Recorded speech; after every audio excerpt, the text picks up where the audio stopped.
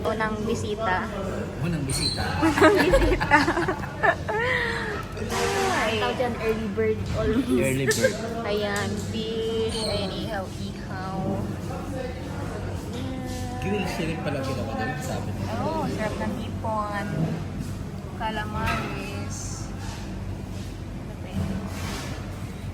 Ayan, squid. Ihaw din. Ihaw. Ayan, one more fish.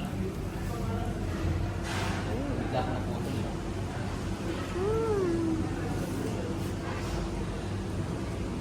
Wala pa yung ibang kasama namin. Gutom na. Hintay lang ng mga bisita. Bisita. Ayan ka lang. Early bird. Early bird is always best than late bird. Oo, wala na silang ako din pag...